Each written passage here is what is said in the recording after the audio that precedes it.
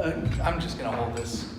Good evening. This is the third time I've come to speak before you, but the first since the settlement was agreed. My name is Will Speck. Since I last spoke to you, I was elected co-chair of Providence DSA, so right there. On the idea that this settlement is a step in the right direction or a piece of progress, I'm reminded by a quote from Malcolm X, If you stab me in the back with a 6-inch knife and then pull it out 3 inches, that's not progress. If you stab me in the back with a 6-inch knife and you pull it out 6 inches, that's not progress. Progress starts when you start healing the wound. So the idea that this is progress, I find pretty ridiculous. While you started asking for I'm speaking to the representative from National Grid. I shouldn't do that for the cameras. Since National Grid asked for $70 million to start with, the idea that they're getting basically half of that, and that's an improvement, doesn't sit well with me. The fact that you are giving the tax money back to the customers is pretty damn ridiculous that we should have to thank you for that. That was money that was stolen from the working class by the Republican Congress and President Trump. That was workers' money that was taken out of our pockets, given to the corporations, and the fact that you're giving it back to us is not progress. I appreciate the improvements to the low-income discount, although, as Mr. Colton pointed out in his DPUC testimony, a flat rate is not an accurate way, or not the most accurate way to deliver one of these discounts. If the point of one of these discounts is to ensure a level of affordability as measured by percentage of income paid, why not just have a percentage of income payment plan that does that job directly? Why fluff about with other ways of doing things? Mr. Colton says that it's because of an administrative burden, because it would be a burden for National Grid to have to verify people's incomes.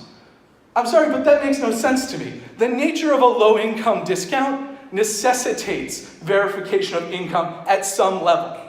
The fact that it's done by eligibility or enrollment in other welfare programs seems like a pretty roundabout way to do it. If you can't do the job of verifying people's incomes and doing what you should, maybe you shouldn't be in charge of the low-income discount. Maybe it should be given to the state or some other agency which could better administer it. On the power sector transformation plan, why was the solar panel demonstration plan cut? That was the one program of those investments which most directly affected low-income Rhode Islanders, and it was cut from the settlement. I came to you in Pawtucket, told you about this program, told you it was too small. It was only 3.5 megawatt investment. National Grid is legally allowed to own up to 15 megawatts. Instead of increasing that project, they decided no megawatts. Electric vehicles, electric heating initiatives, these sorts of things do not have the direct benefit to the most vulnerable Rhode Islanders that the solar panel demonstration plan had. So don't give me this malarkey that these other investments are good for these populations when the project that was most beneficial to those populations was cut. You clearly don't care about that, right? Or else it wouldn't have been cut. I appreciate that the DPUC took such a firm stance in their initial report filings, but that also makes the negotiated settlement look even worse. If National Grid, after the tax deduction, had a number of, I think it was 41 million, the DPUC came back with a number that I think was 10 or 11 million, and the final number is 35 million over 3 years. That's not meeting in the middle. That's giving them basically everything they wanted. So the idea that this is progress, I guess from y'all's perspective, that makes sense.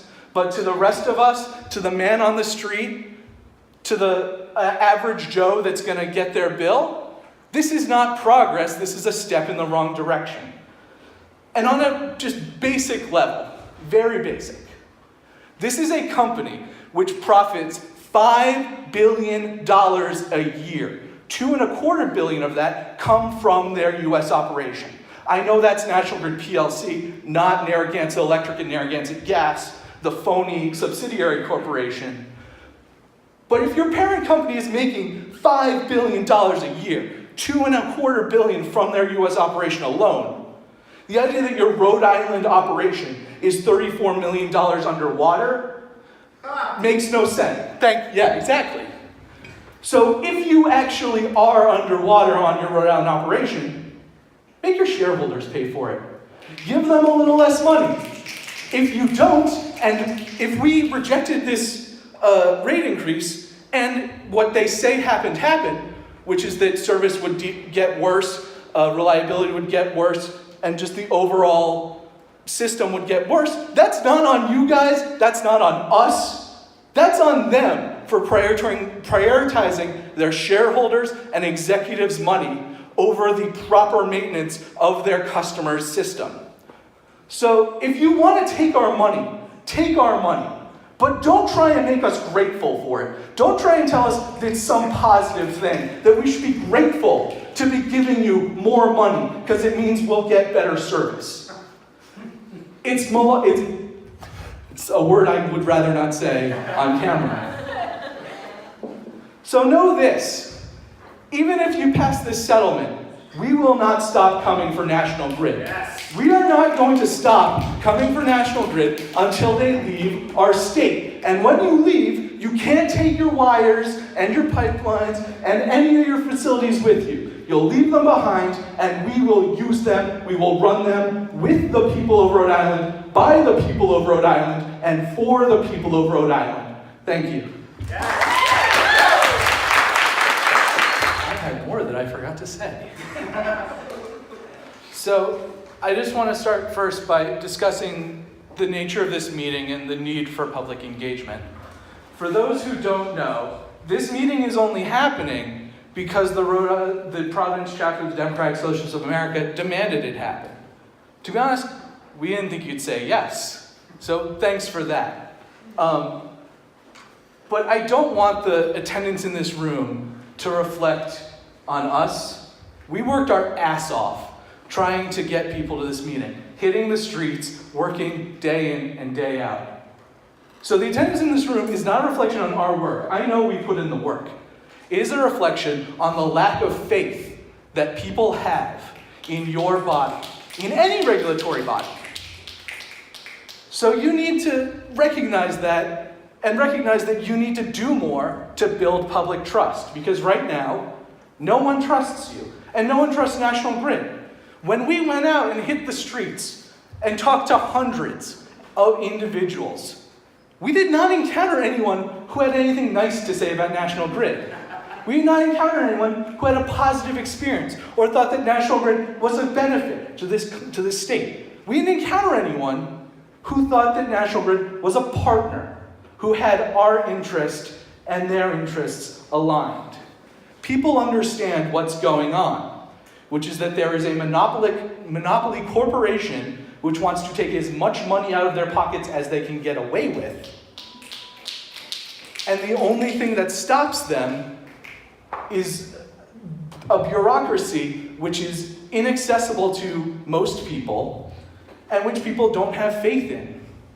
Because they've lived for decades. They know what has happened in the past. And I appreciate the statement from the DPUC at the beginning of this that recognizes the nature of that long-standing lack of faith. And I understand that it might precede some people, but as an institution, it's something that needs to be reckoned with. So better public engagement. If you seriously want the public's opinion, which I believe you do, more needs to be done. I think the comment from Camilo makes plenty of sense. National Grid should be using its infrastructure to publicize these proceedings. I know they don't want to because it would make it harder for them to pass rate increases, but I think it's necessary. Now, having said that, I want to thank the members of the public who did show up, our comrades from the RI Socialists, fellow Providence USA members, and the George Wiley Center. And I just want to echo again, this is not over. You will see our faces again. You will see our faces again. Everyone will see our faces again. We're not stopping. We're not stopping until you're all gone.